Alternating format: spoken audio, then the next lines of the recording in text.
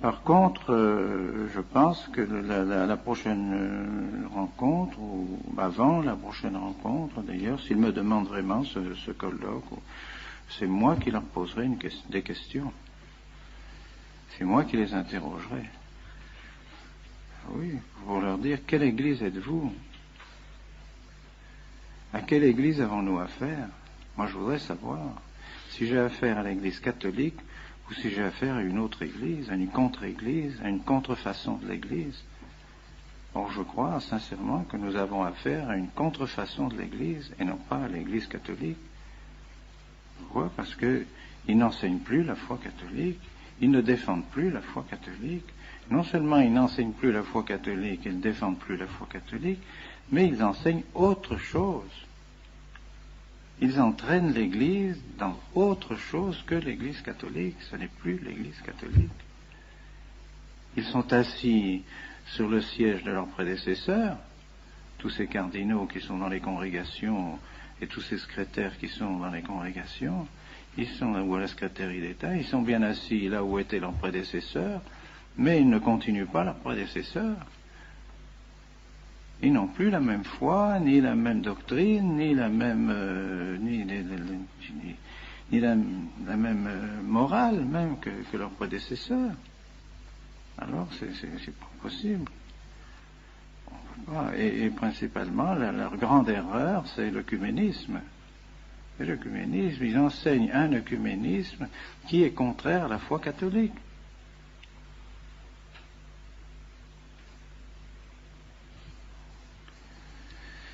Et je dirais que pensez-vous des anathèmes du Concile de Trente? Que pensez-vous des anathèmes du Concile de l'encyclique Auctorem Fidei sur le Concile de Pistoie? Que pensez-vous du syllabus? Que pensez-vous de l'encyclique sur Immortale Dei du pape Léon XIII?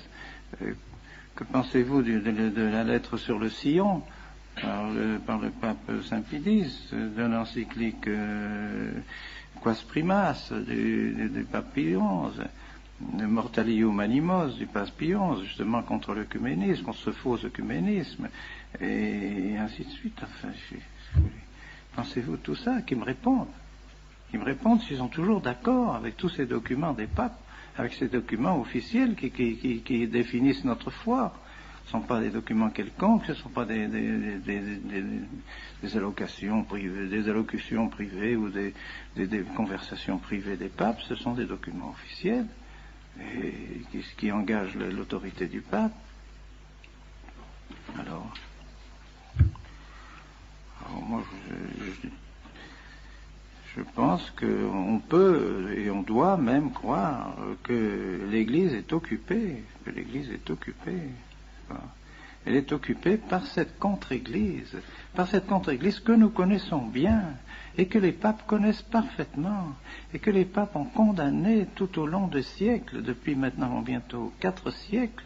L'Église ne cesse de condamner cette contre-Église qui est née avec le protestantisme surtout, qui s'est développée avec le protestantisme et qui est à l'origine de toutes les erreurs modernes, qui a détruit toute la philosophie et qui nous a entraînés dans toutes ces erreurs que nous connaissons, que les papes ont condamnées, libéralisme, socialisme, communisme, modernisme, sionisme, que sais-je, nous en mourrons, les papes ont tout fait pour condamner cela, et voilà que maintenant, ceux qui sont sur les sièges de ceux qui ont condamné ces choses-là, eh bien, sont maintenant d'accord, pratiquement, avec ce libéralisme et avec cet œcuménisme. Alors, on ne peut pas accepter ça.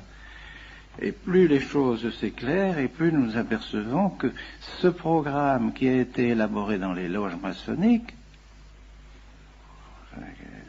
tout ce programme a été élaboré, toutes ces erreurs ont été élaborées dans les loges maçonniques, eh bien, on s'aperçoit tout doucement, et avec des précisions de plus en plus grandes, qu'il y a tout simplement une loge maçonnique au Vatican.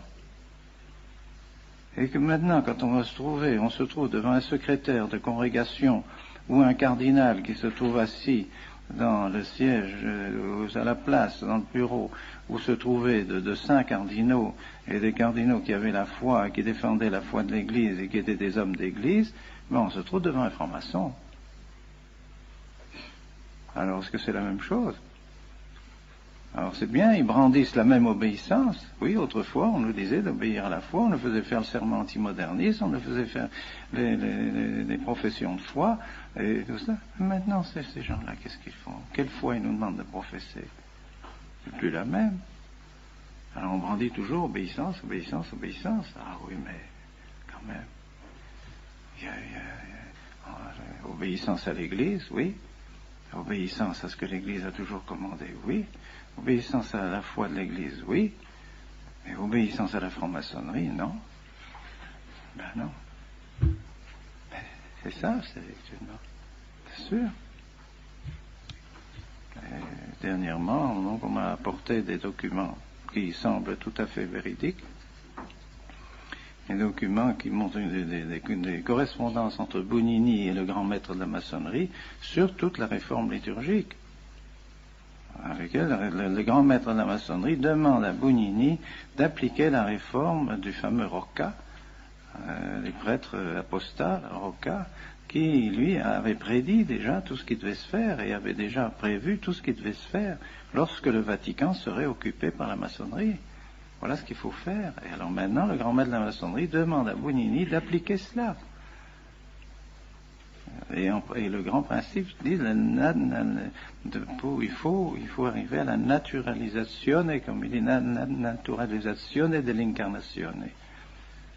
Donc désurnaturaliser l'incarnation. Donc on arrive au naturalisme. Et que cela, il faut appliquer les principes de la langue vernaculaire, de la démultiplicité des rites, de la multiplicité de la liturgie, pour rendre la liturgie complètement confuse et mettre la confusion partout. Et les oppositions entre les différents rites. Alors Bugnini répond qu'il est tout à fait d'accord. Il est tout à fait d'accord pour cela, mais qu'il faudra un certain temps, il faudra peut-être 10 ans, mais en l'espace de 10 ans, il y arrivera, et que la confiance que lui accorde particulièrement le cardinal Lercaro et même le pape Paul VI, avec cette confiance qu'il a, il est assuré de pouvoir arriver à ses fins. Et il nomme tous ceux avec lesquels il travaillera dans la curie romaine, tous ceux qui, eux aussi, ont des attaches à la maçonnerie, alors qu'il pourra travailler avec eux, mais il faudra en placer certains, il faudra les mettre dans certaines congrégations, afin de pouvoir mener le travail à bien. Il faut que toutes les congrégations soient plus ou moins infiltrées, noyautées par des membres de la maçonnerie, qu'il nomme un tel, un tel, un tel. Il faudra chasser celui-ci, parce que celui-là nous gêne, il est contre nous, alors il faudra le faire mettre dehors. Il faudra supprimer la congrégation des rites, mais c'est pas la congrégation des rites, c'est la congrégation des sacrements, et il a réussi à supprimer la congrégation des sacrements pour tout mettre sous la congrégation des rites, par conséquent tout mettre sous son autorité. Tout ça, il le dit dans les lettres au grand maître de la maçonnerie. Alors, qu'est-ce que vous voulez? Ah non, qu'on ne nous parle pas d'obéissance. On va bien obéir, bien sûr, nous sommes les plus obéissants à l'Église et à tout ce que l'Église a toujours enseigné, toujours voulu, mais pas à des hommes qui travaillent à la destruction de l'Église à l'intérieur de l'Église. L'ennemi est à l'intérieur de l'Église, le Papidis l'avait annoncé, la Salette l'avait annoncé, le Fatima l'a annoncé, tout est annoncé de manière publique. On sait que l'ennemi va s'introduire à l'intérieur de l'Église. Eh bien, il y est. Alors qu'ils ne viennent pas demander, il faut arrêter les ordinations. Qui demande d'arrêter les ordinations? Qui demande de ne plus faire de bons prêtres? Qui? C'est le Saint-Esprit ou c'est le diable? C'est clair, quoi. C'est clair. Est-ce que un pouvoir normal dans l'Église peut demander à un évêque de ne plus faire de bons prêtres? Est-ce qu'un pouvoir normal dans l'Église peut demander une chose pareille? Peut demander de supprimer les séminaires, des séminaires qu'ils savent, bon, ils le savent, ils l'ont dit, c'était des bons séminaires. Ils savent que la doctrine qu'on vous enseigne est la vraie doctrine. Ils le savent. Ils l'ont écrit. Ils savent parfaitement. Ils l'ont écrit dans le rapport des visiteurs. Les visiteurs l'ont dit. Ils ont fait un excellent rapport en faveur du séminaire. C'est ce que le cardinal Garonne m'a dit à moi-même quand il m'a demandé de venir à Rome. Il a dit, oui, le rapport est bon. Nous savons que le séminaire est bon, etc. Alors, pourquoi fermer le séminaire? Tout simplement parce que nous ne voulons pas suivre ces orientations maçonniques de l'œcuménisme, toutes ces orientations nouvelles qui ont été forgées dans les loges maçonniques. Alors on veut fermer le séminaire. Mais non, c'est pas possible. Ça vient pas du Saint-Esprit, ça vient pas de l'Église, c'est pas l'Église qui nous demande de fermer le séminaire. C'est pas l'Église, c'est pas le pape en tant que pape, ce sont pas ceux qui sont avec eux en tant qu'ils sont vraiment les successeurs de ceux qui étaient avant eux, non. C'est une loge maçonnique qui est arrivée à pénétrer à l'intérieur du Vatican, qui mène tout, et qui évidemment ne peut pas nous sentir, c'est clair, c'est évident, que nous faisons obstacle à leur plan de destruction du sacerdoce, de destruction de la messe, de destruction de la liturgie, c'est évident, c'est évident. Alors est-ce que nous devons obéir? Moi je crois en conscience devant mon Dieu, quand il me dit réfléchissez bien en conscience devant Dieu ce que vous faites, ben oui, j'ai tout réfléchi devant mon Dieu. Si je me trompe, que le bon Dieu me donne la lumière pour me montrer que je me trompe, je ne crois pas. Je crois vraiment que, en faisant ce que je fais, et en ordonnant les prêtres que je vais ordonner, je crois que je sers l'Église. Je sers l'Église, je ne le ferais pas si j'avais seulement un instant la pensée que ça pouvait être contraire au bien de l'Église. Je m'abstiendrais bien sûr de faire des choses pareilles, c'est trop grave. C'est bien le contraire. Enfin, les faits sont évidents maintenant. Les effets de cette réforme et de cette persécution de l'Église à l'intérieur de l'Église sont clairs pour tout le monde. Ça devient de plus en plus clair. Il suffit de lire la documentation catholique à chaque fois pour s'apercevoir combien les idées fausses sont infiltrées dans les documents épiscopaux, dans les documents, toutes ces commissions théologiques. Lisez celui qu'on m'a donné à midi, une commission de théologie. Mais c'est plein d'erreurs, plein d'erreurs. C'est un esprit faux, un esprit qui n'est pas du tout l'esprit de l'Église. Alors, c'est pour ça que nous n'hésitons pas un instant, et j'espère que le bon Dieu continuera à nous bénir. Continuera à nous bénir.